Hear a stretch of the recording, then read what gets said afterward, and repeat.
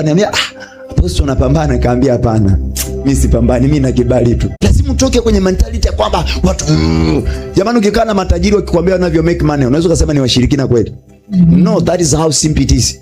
Umeika na mtu anakuambia nimeagiza viatu China vya milioni 100, nategemea kupata milioni 300.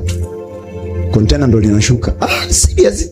Yaani nimeagiza tu, nafanyaje? Anasema naweka store na PS mawinga wanaanza kusupply. Unaweza kukataa. That's how simple. They at home, mzigo uko store, ameweka kijana mmoja kusimamia kila mzigo unaotoka store utoke na hela. Na anakaa hapo, anaenda kuangalia mpira, mnakunywa na bia 2 3. Kwa ya wachaga kule.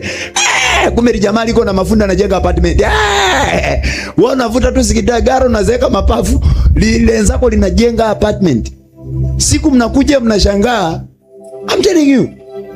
Mafanikio sio kupambana sana. Kama mnakumbuka mtumishi wa Mungu tarehe 15. Wangapi mlikuwepo tarehe 15 siku ya uzinduzi wa huduma?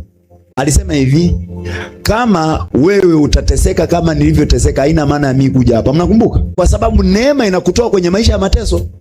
Sisi hatu walokole kwa sababu ya matendo, tunakuwa walokole kwa sababu ya imani, kwa sababu yupo aliyeteseka ili sisi tusiteseke. Amen. Ndio maisha yalivyo.